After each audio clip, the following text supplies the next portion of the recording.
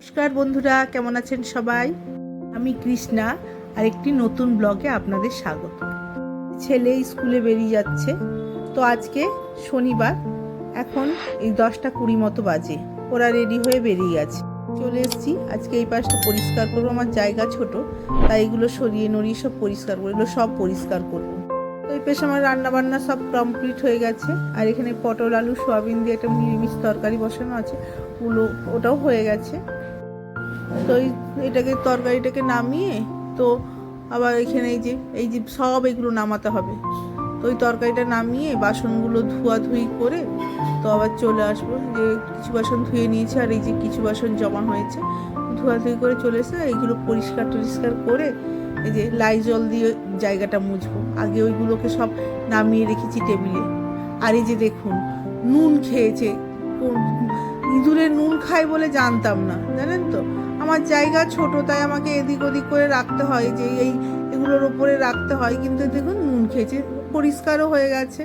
এগুলো সব আবার যেখানকার জিনিস সেখানে রেখে দিয়েছি।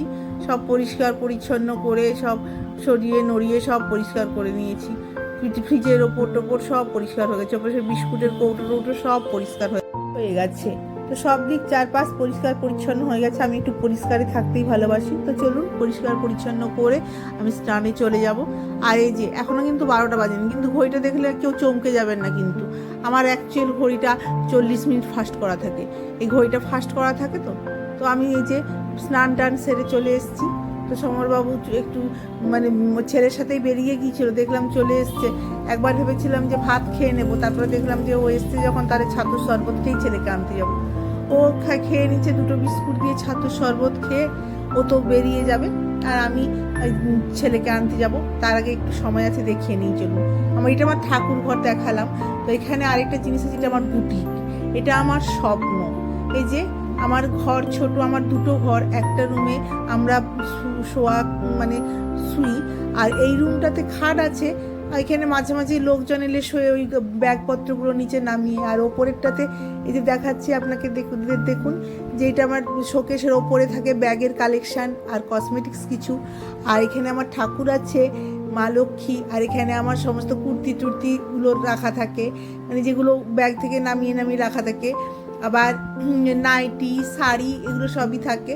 আর আমার বেশিরভাগ, আমার তো যেহেতু অনলাইন ব্যবসা, তো আমি ডিরেক্টই পাঠিয়ে দিই। কিছু কিছু জিনিস আমি কালেকশানে রাখি। অনেকে ধরুন ভিডিও কল করে দেখতে, যারা দেখে নিতে চায় তাদের জন্য এগুলো রাখা আছে। তো এইভাবে আমার এটা একটা স্বপ্ন।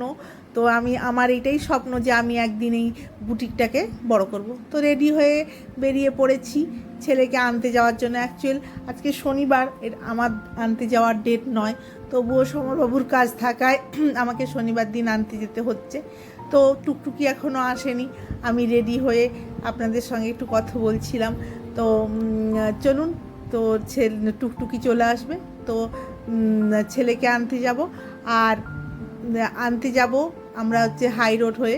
এই যে আমরা হাই রোডে উঠে পড়েছি।